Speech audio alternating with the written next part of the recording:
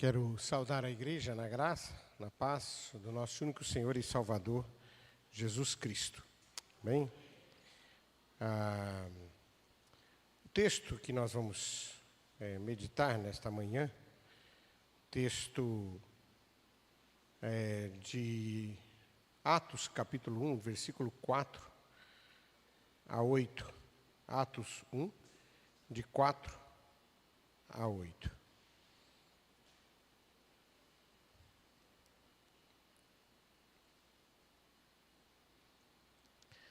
A palavra, ela nos diz assim: E comendo com eles, determinou-lhes que não se ausentassem de Jerusalém, mas que esperassem a promessa do Pai, a qual disse ele: De mim ouvistes. Porque João, na verdade, batizou com água, mas vós sereis batizados com o Espírito Santo. Não muito depois destes dias. Então os que estavam reunidos lhe perguntaram: Senhor, será este o tempo que restaureres o reino de Israel? Respondeu-lhes: Não vos compete conhecer o tempo ou épocas que o Pai reservou pela exclusiva autoridade.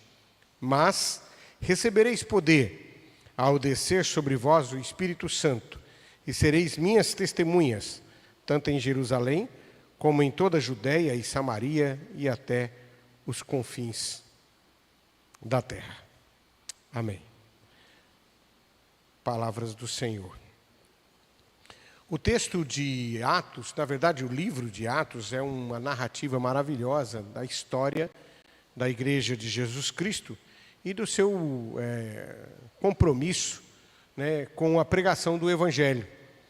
Há várias comprovações que confirmam que o livro de Atos foi escrito por Lucas, o doutor, o médico, o mesmo que escreveu o Evangelho segundo Lucas. Lá no capítulo 1, versículo 1, ele diz: Escrevi o primeiro livro, ó Teófilo, relatando todas as coisas que Jesus começou a fazer e ensinar. Da mesma forma que ele dedica o livro de Lucas a Teófilo, ele dedica o livro de Atos também a Teófilo. Depois ele não cita mais Teófilo ao longo de todo o texto de Atos. Então, e quem é Teófilo? Pode ser uma afirmação de homens ou pessoas próximas de Deus, a terminologia da palavra, ou pode ser uma pessoa mesmo, que de fato ele dedicou o livro. Na verdade, há algumas versões sobre quem era o Teófilo que ele dedica o livro, Teófilo significa amado de Deus. Aqui as especulações exegéticas dizem que era um homem de elevada posição social, e Lucas, médico, um texto dele com características muito bem qualificadas, do ponto de vista da geografia, da história. O posicionamento do livro de Atos compete de forma qualificada com os principais escritores de história antiga. E ele escreve o livro de Atos com a prerrogativa de que o livro de Atos seja a história da expansão do povo de Deus. Na verdade, a história do nascimento e expansão, desenvolvimento da Igreja de Jesus Cristo. Atos apresenta, assim, com amplitude, o plano de Deus para o crescimento da sua Igreja. O trabalho do Espírito Santo no desenvolvimento da igreja, atuando na vida dos discípulos para o cumprimento da missão evangelística, é apresentado em Atos como exemplo missionário para todos os cristãos. Aquilo que aparece em Atos, quando o Espírito Santo de Deus agindo sobre a igreja da época, fazendo com que ela cumpra a sua tarefa missionária, serve de modelo e exemplo para a igreja de Jesus Cristo a qualquer tempo, a qualquer época. E, portanto, esse texto é extremamente contemporâneo para nós hoje. Serve para nós como referência do que Deus fez sobre a igreja primitiva e o que Deus faz e pode fazer através das nossas vidas pelo poder do Espírito Santo. Portanto, a promessa feita por Jesus de expandir o reino de Deus mediante a missão requerida aos discípulos a partir do relato do livro de Atos tem continuidade na vida dos cristãos atuais. Uma compreensão extremamente adequada do propósito missionário e da ação do Espírito Santo na vida dos primeiros cristãos, que serve de modelo, que serve de a motivação, que serve de referência para as nossas vidas nos dias atuais. Lucas, como nós dissemos, o autor deste livro, extremamente cuidadoso em mostrar como Deus agiu e como que Deus fez com que a igreja pudesse surgir e expandir. E ele mostra duas coisas interessantes. No primeiro momento, ele vai tratar a respeito de assuntos relacionados à fundação e o desenvolvimento da igreja, por meio do apóstolo Pedro, e depois da propagação do evangelho, por meio do apóstolo Paulo, às nações pagãs, e o evangelho se espalhando por todas as nações, por meio da pregação do evangelho da igreja. Ele é um livro missionário, é um livro que fala da obra do Espírito Santo, e é um livro que recomenda-nos como nós podemos e devemos viver como igreja, como povo de Deus. Quando esse texto diz, olha, mas recebereis poder para que possam testemunhar, permaneçam em Jerusalém, e aí o versículo 4, e nós vamos trabalhar versículo por versículo, para nós, desses que nós lemos, para nós entendermos o agir de Deus a partir desses textos e compreendendo a partir da prerrogativa do apóstolo Lucas no texto de Atos, quando diz, e comendo com eles, no versículo 4, e comendo com eles, determinou-lhes que não se ausentasse de Jerusalém, mas que esperassem a promessa do Pai, a qual disse ele, de mim ouvistes. Então, a palavra comendo pode significar estando juntos. Então, quando Jesus estava com eles, quando Jesus comia com eles, quando estava com eles, ele determinou para eles o seguinte, permaneçam em Jerusalém. Não se ausentem, não se separam, fiquem juntos, aguardem em Jerusalém até que possa cumprir a promessa do Pai sobre a vida de vocês. Então ele está dizendo, olha, permaneçam onde vocês estão, fiquem juntos, fiquem fortes, fiquem animados e aguardem em Jerusalém que a promessa do Pai cumpra sobre a vida de vocês. É interessante a gente pensar isso, quando ele dizendo, olha, fique aonde vocês estão. Permaneçam na condição que estão. Jerusalém, nesse sentido, não é uma referência de lugar, é uma referência de condição. Ele está dizendo o seguinte, não comece a obra da igreja sem a plenitude do Espírito. É isso que Jesus está dizendo. Jesus está dizendo, não se atrevam a sair do lugar, antes que estejam cheios do Espírito. Não tentem ser a igreja, não tentem expandir a igreja, não tentem ampliar a tarefa missionária da igreja sem que vocês sejam cheios do Espírito. Permaneçam em Jerusalém, aguardem que o Espírito Santo de Deus venha sobre a vida de vocês, para que vocês cumpram a tarefa missionária. E ele diz assim, permaneçam em Jerusalém em atitude de espera. Permaneçam em Jerusalém esperando, aguardando até que do alto venha o poder de Deus. O cumprimento da promessa. E é interessante que essa promessa estava prevista para acontecer na festa de Pentecostes. E os discípulos então obedeceram a Jesus e aguardaram em Jerusalém até a festa de Pentecostes. Por quê? Porque eles sabiam que eles precisavam estar juntos até o cumprimento da promessa. Somente através do poder do Espírito Santo eles estariam capacitados para vencer os obstáculos e cumprir a missão que lhe foram destinada. É tão interessante a gente observar que logo depois, em seguida, a igreja vai passar por situações terríveis. Os discípulos e os seguidores de Jesus Cristo passarão por situações terríveis.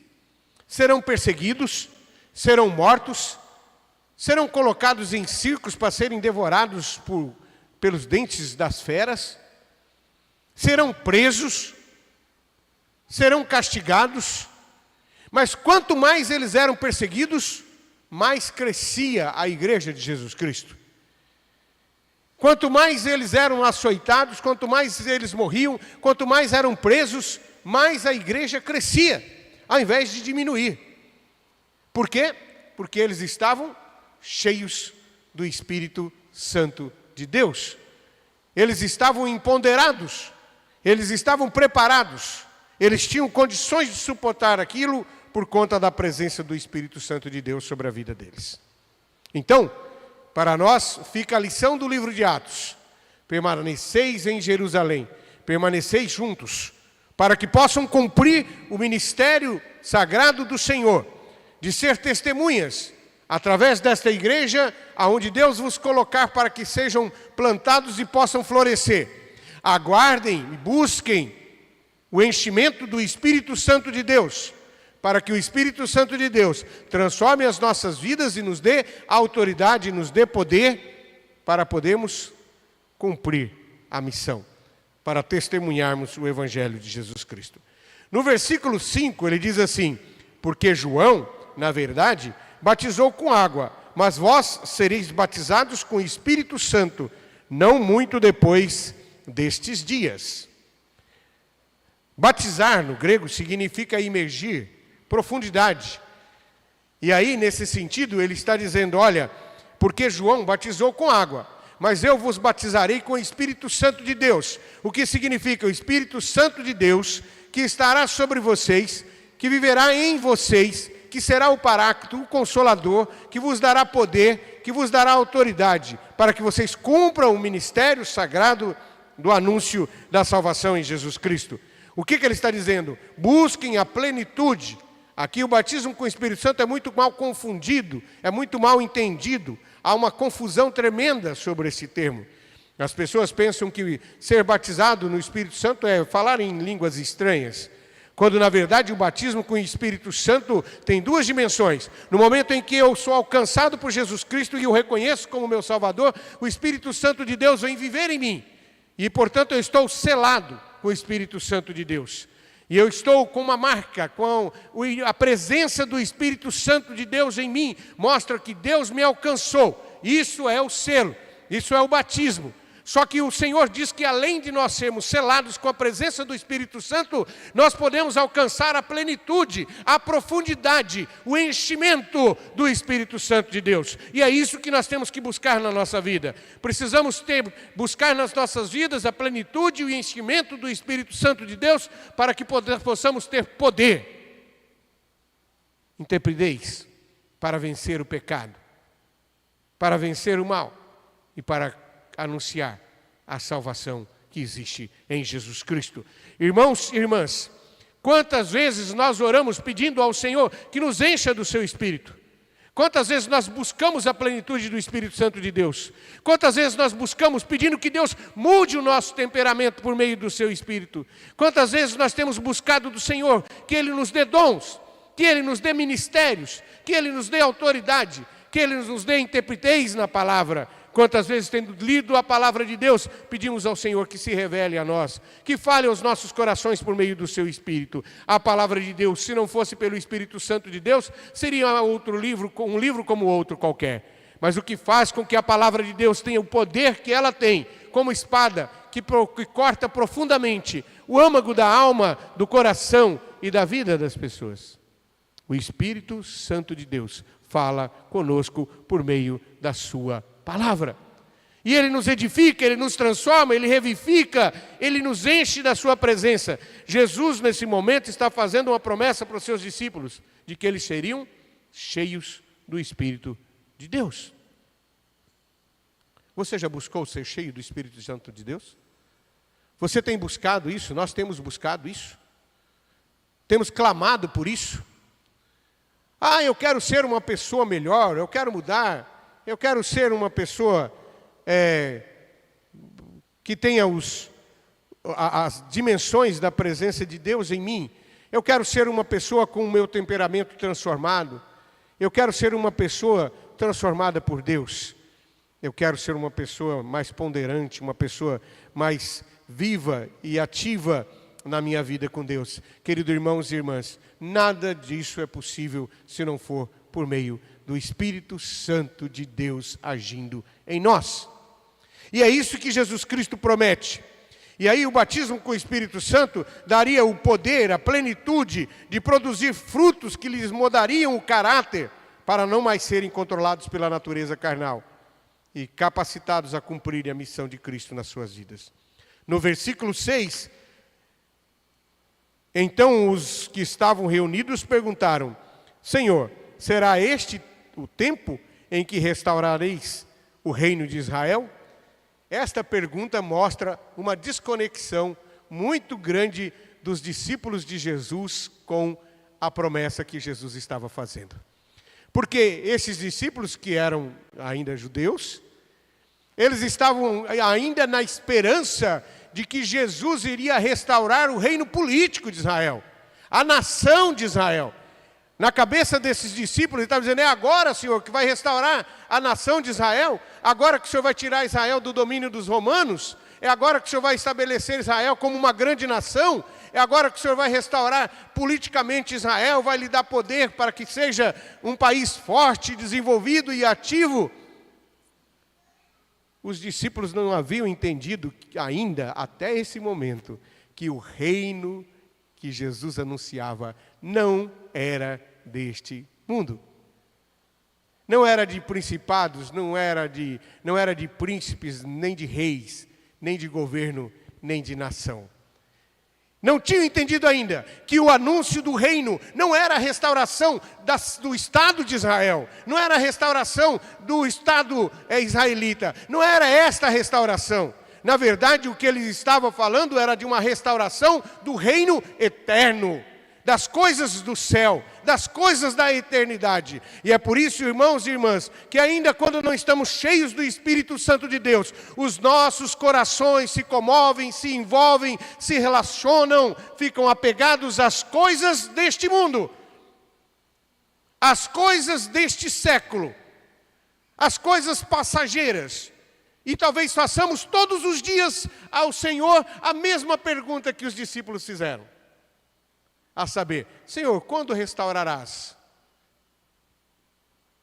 o reino de Israel? Quando restaurarás as minhas benesses? Quando o Senhor agirá sobre a minha vida nos meus bens materiais? Quando o Senhor vai me dar saúde para o corpo? Quando o Senhor vai me dar saúde para os meus filhos? Quando o Senhor vai me dar bens? Quando o Senhor vai me dar promoção? E aí o Senhor diz: vocês não estão aptos para remir e para nem saber sobre as coisas do tempo. Porque o meu tempo não é o Cronos, o meu tempo é o Kairos, é o tempo da eternidade. Antes que você existisse, eu já existia. E como diz o texto de Jó, que eu acho belíssimo, no diálogo de Jó com Deus, quando Jó estava em profundo sofrimento, em profunda angústia, e Jó estava suportando aquela angústia, suportando aquele sofrimento, houve um determinado momento em que Jó se levantou contra Deus, e ele questionou a Deus. E quando ele questionou o Senhor respondeu para ele: Jó, me diz uma coisa, aonde você estava quando eu colocava as estrelas no lugar, cada uma delas, e dava nome a elas? Onde você estava, Jó, quando eu fazia o firmamento e alinhava os planetas? Aonde você estava, Jó, quando eu disse para o mar: até aqui você vem, daqui para frente você volta, porque eu coloquei no mar trancas? Onde estava você, Jó, quando eu decidi o tempo de nascimento de um ursinho no ventre de uma ursa? Onde você estava, Jó?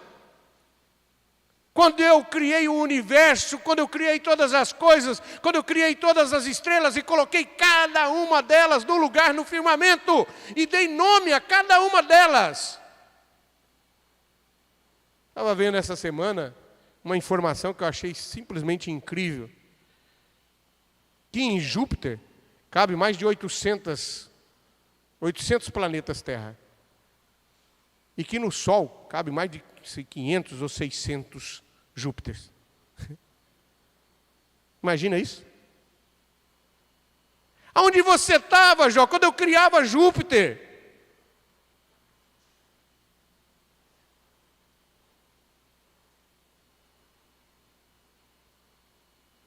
Ou seja, as coisas deste tempo, as coisas deste século, as coisas deste mundo, não são as que devem mover os nossos corações.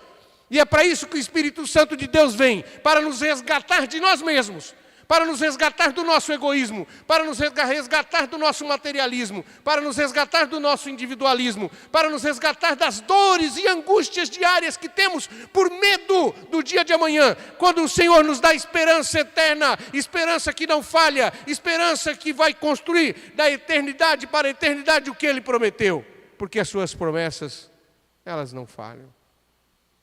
O Espírito Santo de Deus, e sim, o Espírito Santo de Deus, fez com que a igreja primitiva entendesse. Numa frase linda, maravilhosa, já não na igreja primitiva, mas lá no século III, IV, mais ou menos, um grande servo de Deus, chamado Inácio, de Antioquia,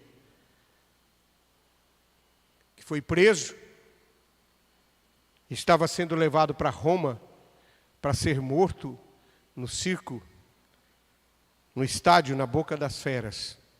E os irmãos de Roma resolveram fazer um motim para tentar libertá-lo. E lá na antologia dos pais da igreja, a narrativa de Inácio sempre mexeu demais comigo. Porque Inácio diz assim: avise aos irmãos que não interrompam o projeto de Deus. Porque a minha vida não sucumbe aos dias da minha existência. É necessário que eu morra aos dentes da fera, para que o meu testemunho faça com que outros conheçam a plenitude da eternidade que só existe em Deus. É a mesma dimensão que eu fico imaginando, e logo depois da plenitude, da chegada do Espírito, que eu fico imaginando a situação de Estevão, sendo apedrejado, já perdendo o fôlego, provavelmente sentindo vertigem, quem é aqui da área de saúde, depois de um espancamento tão profundo, né? Vertendo sangue, perdendo, vendo que a vida estava indo embora. Diz o texto bíblico que ele cantava e louvava a Deus enquanto tinha voz. Ele tinha acabado de fazer um dos mais belos sermões que tem no Novo Testamento. Não sei se você já leu o sermão de Estevão, um sermão belíssimo, com estrutura de conhecimento do Antigo Testamento, de uma experiência profunda com Deus. E depois de ter pregado aquilo, as pessoas começam a tacar pedra, porque ele estava testemunhando Jesus. Ao invés dele correr, ele se ajoelha. E as pedras vão batendo, e ele vai tendo vertigem, vai suando, vai perdendo a vida, e vendo que a vida está esvaindo-se, e ele continua louvando a Deus. E diz o texto bíblico que ele olha e ele vê o céu aberto. É essa experiência que o Espírito Santo de Deus pode, quer e tem condições de oferecer a cada um de nós, discípulos e discípulas de Jesus Cristo. Ver o céu aberto. Saber que as nossas vidas não se restringem a esses dias. Saber que as nossas vidas não se restringem aos bens materiais que nós temos. Saber que as nossas vidas não estão restritas aos sofrimentos que nós vivemos, às angústias que nós temos, aos nossos pequenos problemas. Porque o Senhor, que é desde a eternidade e que continuará sendo quando tudo terminar, Ele vela por ti. E o Espírito Santo de Deus nos convence disso. E aí o versículo 6 mostra que os discípulos estavam distantes do projeto. A esperança messiânica dos discípulos era, todavia, como a de muitos judeus de sua época, o reino ou o poder político estabelecido por descendentes de Davi. Muitos pensavam que Jesus estabeleceria o reino de Israel, cheio de esplendor, glória terrenal, no qual eles haveriam de participar. Provavelmente porque já pensavam que ia ter algum papel, né? Alguma função no governo. Mas Jesus disse: não, vocês não sabem remir o tempo. E o tempo que eu falo não é esse, é o tempo da eternidade. E no versículo 7 ele respondeu: não vos compete conhecer os tempos ou as épocas que o Pai reservou exclusiva à sua autoridade.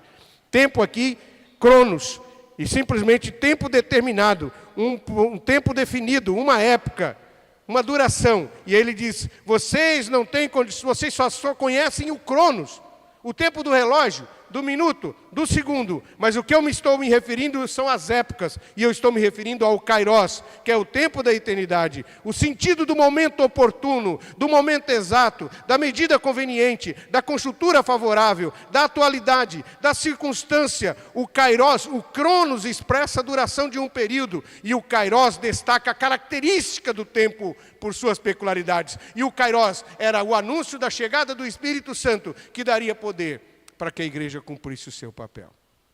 E aí, por último, o versículo 8, e ele diz: mas recebereis poder ao descer sobre vós o Espírito Santo, e sereis minhas testemunhas, tanto em Jerusalém, como em Judeia, em Samaria, e até aos confins da terra. Poder, dinamis, do grego, que hoje nós poderíamos chamar a ideia de dinamite. Poder. Recebereis poder. O Senhor comissionou os discípulos para pregar o Evangelho. É por isso que lá em Pentecostes o apóstolo Pedro faz uma pregação e naquele mesmo dia 3.000 pessoas entregam as suas vidas a Jesus. 3.000 pessoas se convertem.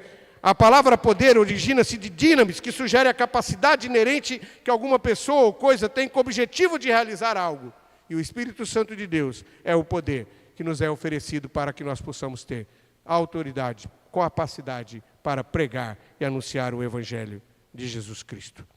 Para sermos testemunhas, que é martíria no grego, que aí vem a ideia de martírio, que vai ser tão conhecido posteriormente.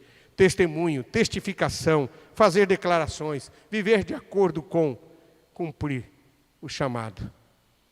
Para vocês terem uma ideia, e a gente concluindo a nossa reflexão nessa manhã, a igreja que aparece no texto de Atos, a explosão do crescimento da igreja por conta da presença do Espírito Santo, no capítulo 1, 15, ele fala em 120. No capítulo 2, 41, fala em 3.000. No capítulo 2, o versículo 47, fala: acrescentava-lhes o Senhor. O 4:4 fala: muitos aceitaram, 5.000. O 5:14, crescia mais e mais, multidões agregadas. No capítulo 6, o versículo 1 diz: multiplicando o número dos discípulos. No capítulo 6, versículo 7, multiplicava-se o número dos discípulos. No 8:6, multidões atendiam, houve grande alegria. No 9:31, a igreja crescia em número. No 9:35, todos os habitantes converteram-se ao Senhor. No 9:42, muitos. 11:21, muitos. 11:24, muita gente. 12:24, a palavra do Senhor crescia e se multiplicava. 13:43, muitos. 13:48, creram todos que haviam sido destinados. 13:49, crescia a palavra de Deus por toda aquela região. 14:1, grande multidão. 16:5, aumentaram em número. 17:4, alguns bem numerosos, multidão e muitas mulheres. 17:12, muitos creram, não poucos. 17:34, alguns. 19:10, todos os habitantes da Ásia ouviram a palavra do Senhor. Todos os habitantes da Ásia ouviram a palavra do Senhor. 28:24, alguns foram persuadidos. Deus é tão estratégico e tão maravilhoso que na reunião de Pentecostes, naquele mesmo momento, estavam reunidos ali partos, medos, elamitas, capadócios, do Ponto, da Ásia, da Frígia, da Panfilha, do Egito, de parte da Líbia, de Cirene, de Roma, e ainda os cretenses e os árabes. E todos receberam o Espírito Santo de Deus. E foram cheios do Espírito. E saíram dali convertidos, conhecendo Jesus Cristo e cheios do Espírito Santo de Deus. E o Evangelho do Senhor Jesus espalhou por todos esses lugares. E chegou até a mim. E chegou até você.